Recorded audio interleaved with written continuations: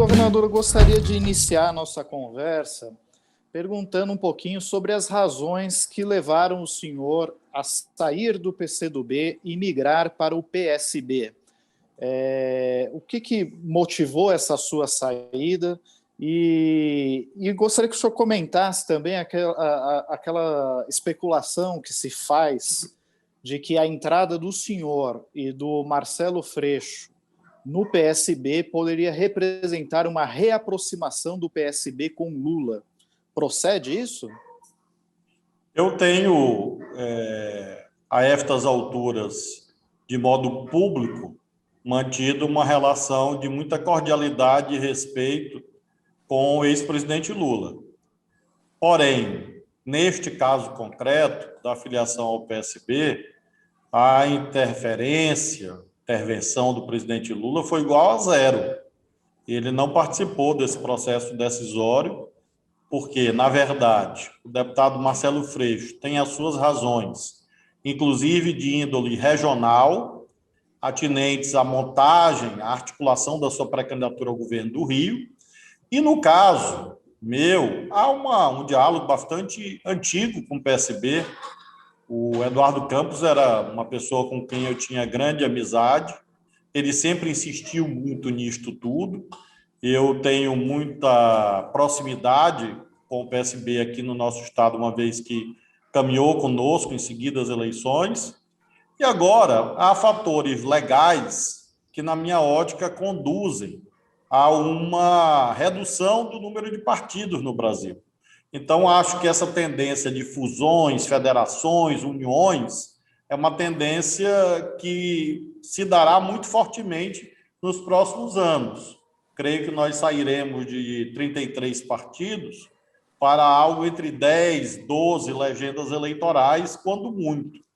Então, a minha mudança partidária se insere nesse debate de uniões, fusões, federações, que acho que serão uma tendência muito forte entre este ano de 2021 até o ano de 2023. Essa foi a razão determinante. Fatores também da política maranhense, nada em relação à contradição com o PCdoB, nada desse tipo, muito pelo contrário, mas é um movimento mais de tática eleitoral, eu diria, e de visão quanto ao futuro do sistema partidário no Brasil. Governador, gostaria de explorar, então, esse aspecto da tática eleitoral e falar sobre o futuro do senhor, né? Depois de 2 mandatos como governador do Maranhão, a tendência é de que o senhor tente uma cadeira no Senado em 2022? E uma segunda pergunta, também relacionada a esta, o senhor consideraria a possibilidade, se convidado, de compor uma chapa com o ex-presidente Lula rumo ao Palácio do Planalto no ano que vem? Eu creio que candidatura a vice não existe, porque isso depende de uma articulação política ampla e da vontade do titular. Então, eu creio que ninguém pode se colocar nesta condição. Como você pergunta, indaga como hipótese, existiria essa hipótese? Sim, da minha parte, seria uma hipótese bem-vinda, mas não é algo objeto de planejamento, de articulação, de sonho, nada desse tipo. Desde novembro, dezembro, portanto, antes, inclusive, do ex-presidente Lula recuperar os direitos políticos, eu venho firmando a posição da candidatura ao Senado, e considero que isto é a hipótese mais provável.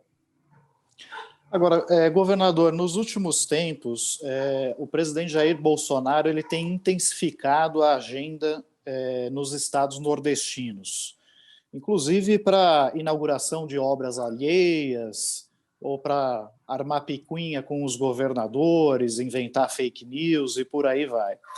Mas ele também está lá tentando construir os seus palanques estaduais e agora acena com a possibilidade de aumentar o valor pago aos beneficiários do Bolsa Família. O senhor acredita que essa estratégia adotada pelo presidente Jair Bolsonaro pode surtir algum efeito entre o eleitorado nordestino? O Bolsonaro tem muita dificuldade no Nordeste. Já teve em 2018 e continua a ter.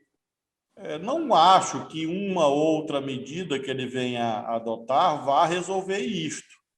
Acho que, às vezes, há uma visão, claro que não é a sua, mas de parte de outros, no sentido de que a população do Nordeste vota majoritariamente no campo liderado pelo ex-presidente Lula por causa do Bolsa Família. Não, isso não é verdade. O Bolsa Família é um item de um conjunto de ações. E não vejo que o Bolsonaro tenha um conjunto de ações para apresentar em 2022, em região alguma do Brasil. No Nordeste, muito menos. Então, acho que essa debilidade eleitoral dele deve continuar.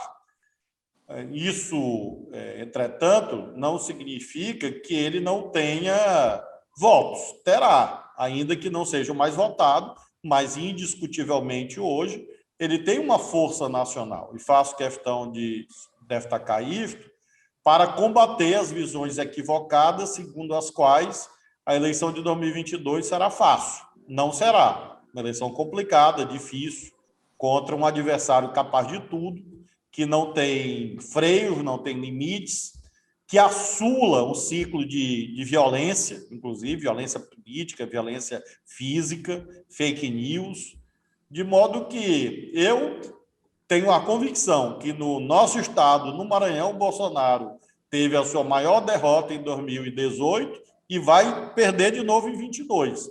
Agora temos que olhar para o Brasil, entender que é uma eleição complicada e lutar muito para isolá-lo e derrotá-lo para poder salvar o nosso país do terror que seria mais 4 anos de um governo desastrado, um governo incompetente, um governo ímprobo e um governo que nega ao povo brasileiro a consecução de direitos fundamentais.